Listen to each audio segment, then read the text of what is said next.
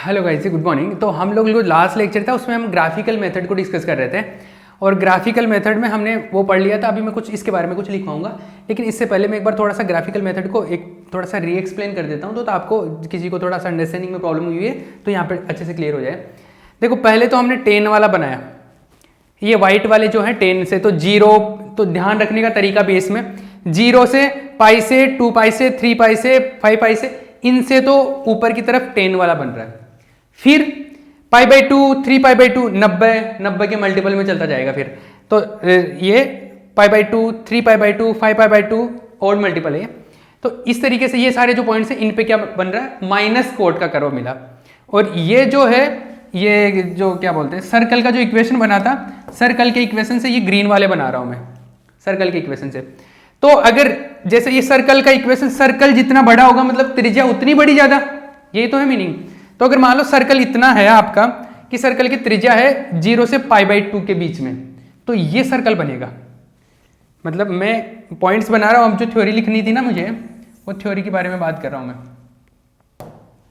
तो देखो, एक्सप्लेनेशन है, इफ रेडियस का वैल्यू है 0 से लेके पाई बाई 2, मतलब पाई बाई 2 से कम ही है, यहां तक ही है, पाई बाई 2 से कम ही है, तो ये एक ही बार कट कर रहा है यहाँ पे, ये यहाँ पे कट कर रहा है, ठीक है, यहाँ पे कट कर रहा है। तो कितनी अवस्थाएं मिली? एक अवस्था मिलती है, एक ही बाउंड स्टेट मिली। ये जहां पे कटिंग इंटरसेक्टिंग पॉइंट है वो बद्ध अवस्था को बताता है। किसको? बाउंड स्टेट को। मतलब पार्टिकल उसके अंदर है तो कितने टाइप की एनर्जी रख सकता है। एक बाउंड स्टेट मिली मतलब एक ही टाइप से रह सकता है, वो एक ही एनर्जी रख सकता है। तो केवल एक, और ये बद्ध अवस्था भी कैसी है? सम टाइप की है ना, सम, एक सम बद्ध अवस्था प्राप्त होती है। सम क्यों? अरे सम क्यों हो रही है? क्योंकि ये किसको काट रही है? व्हाइट वाली लाइन को, और व्हाइट वाली लाइन 10 की है, और 10 के लिए 10 कब मिलता है? जब सम फंक्शन को सोल्व करते हैं। तो सम फंक्शन के लिए कट कर रही है ये। तो only one even bound state is possible. एक ही स्टेट पॉसिबल, और वो भी कैसी? इवन टाइप की, मतलब सम।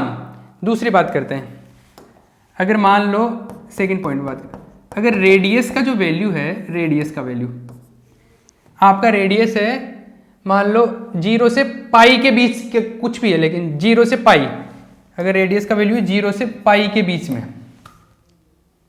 0 से पाई के बीच में नहीं, 0 से पाई के बीच में नहीं, पाई बाई 2 से पाई के बीच में, मतलब ये क्योंकि 0 से पाई के बीच में तो ये भी हो सकता है।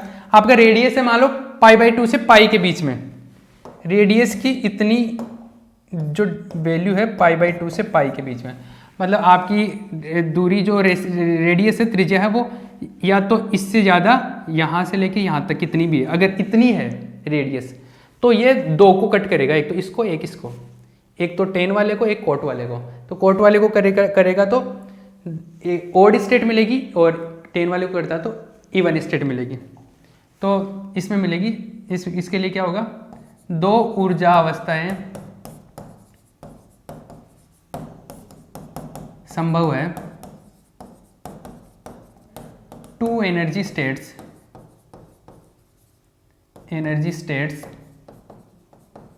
Are possible, two energy states are possible. English वाले इंग्लिश में लिख लिए, हिंदी वाले हिंदी में लिख लिए। Two energy states are possible.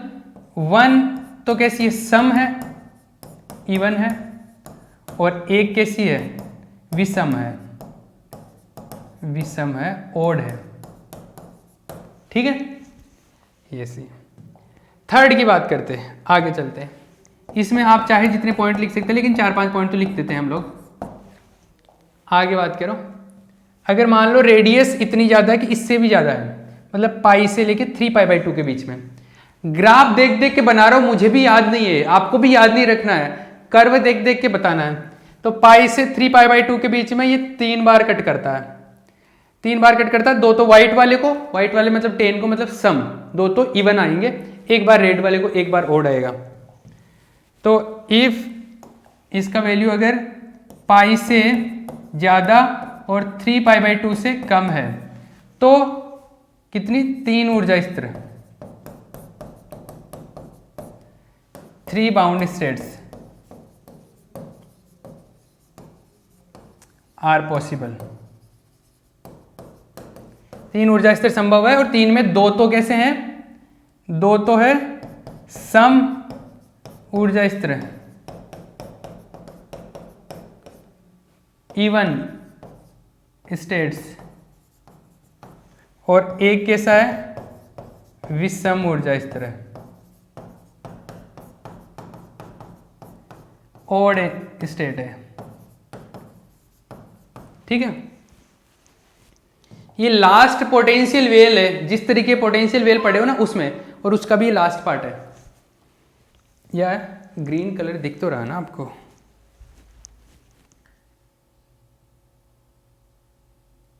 ठीक ठाक दिख रहा है ना। हाँ मैं कलर चेंज कर देता हूँ यहाँ पे। आगे देखो, ये एक और बना ले क्या, ये काफ़ी है, ठीक है ना। ये आप बता सकते हो, जैसे अगर 3π/2 से 2π के बीच में होगा तो 4 हो जाएगी, आप बता सकते हो ना। तो 3 पॉइंट तो ये हो गए। एक और इन्फॉर्मेशन दे देता हूँ मैं, एक पॉइंट और बना के, दूसरी इन्फॉर्मेशन 4th पॉइंट में। अगर देखो, अगर आर नोट क्या था आपका, आर नोट वैल्यू जो आया था वो आया था 2m v0 a²/h², ये था आर नोट। देखो इससे क्या पता चल रहा है, इससे ये पता चल रहा है कि जो आर नोट जो त्रिज्या है वो डायरेक्टली किसके समानुपाती है, वो है √v0।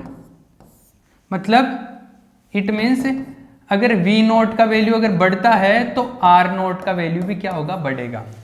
मतलब इसका मतलब ये है कि आपका जो कर्व है ऐसा है, ये पोटेंशियल वेल है। पोटेंशियल वेल की जितनी ज्यादा गहराई होगी, गहराई जितनी ज्यादा होगी, डेप्थ जितनी ज्यादा होगी, उतनी ही उसकी रेडियस क्या होगी, इंक्रीज होगी। त्रिज्या का मान उतना ही ज्यादा बढ़ेगा। और त्रिज्या का अगर मान बढ़ता है, रेडियस का वैल्यू अगर बढ़ता है तो क्या होता है, रेडियस का अगर वैल्यू बढ़ता है तो ये ज्यादा बड़ा सर्कल बनेगा, और सर्कल अगर ज्यादा बड़ा बनता है तो ये जो पॉसिबल स्टेट्स है, जो संभव बद्ध अवस्थाएं हैं, उनकी संख्या भी क्या होगी, बढ़ेगी। तो बात समझ में आ रही है, जितना ज्यादा गहरा, जितना ज्यादा डेप्थ होगा उतना ही ज्यादा रेडियस होगा, और उतना ही ज्यादा रेडियस मतलब उतनी ही ज्यादा बद्ध अवस्था है। अगर आपका रेडियस अनंत का है, मतलब आपका अगर जो v0 है, अगर v0 इनफाइनाइट गहराई का, अगर अनंत गहराई का अगर विभव कूप है, तो अनंत गहराई का विभव कूप होता तो आप देखना ऊर्जा स्तर हम लोग n से 1 2 3 4 अनंत तक चलता है। वो इनफाइनाइट पोटेंशियल वेल जो पढ़ा था उसमें तो कितने भी ऊर्जा स्तर हो सकते हैं, उसमें तो infinite number of possible energy states होते हैं। तो v0 का वैल्यू अगर जितना ज्यादा होता है उतना ही r0 का वैल्यू बढ़ेगा, उतना बड़ा सर्कल बनेगा, उतनी ही संभव अवस्थाएं हैं। तो अगर ये इन्फिनिटी हो गया, मतलब बहुत ज्यादा गहराई का हो गया, तो अनंत गहराई का अगर है तो आपका r0 भी अनंत आ जाएगा, और r0 अनंत आ जाएगा, मतलब अनंत बार उसको कट करेगा, मतलब अनंत ऊर्जा अवस्थाएं होंगी, इनफाइनाइट एनर्जी स्टेट्स पॉसिबल होंगी। चमक रहा है। तो अनंत के लिए भी तो बात नहीं कर रहे, पर आपने को ये समझ में आ गया कि v0 अगर ज्यादा से ज्यादा बढ़ेगा तो r0 भी ज्यादा से ज्यादा बढ़ेगा, और संभव ऊर्जा अवस्थाएं होंगी वो भी ज्यादा से ज्यादा होगी। तो ये जो मैंने बोला इसको मैं यहाँ पे लैंग्वेज के टर्म्स में लिखवाऊंगा। तो लिखो यहाँ पे लिखना विभव कूप की गहराई बढ़ने पर, विभव कूप की गहराई बढ़ने पर, विभव कूप की गहराई बढ़ने पर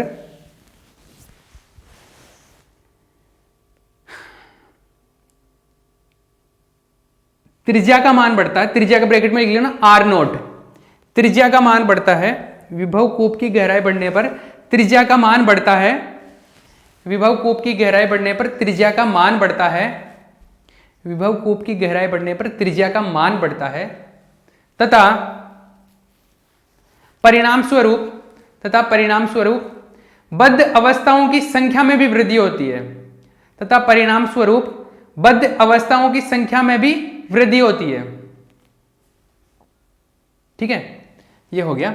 इंग्लिश में लिख लो, when the depth of potential energy, when the depth of potential well, when the depth of potential well increases, when the depth of potential well increases, when the depth of potential well increases, the radius, bracket में लिख लो r not, the radius also increases, the radius also increases, consequently the number of bound states, consequently the number of bound states also increases, also increases।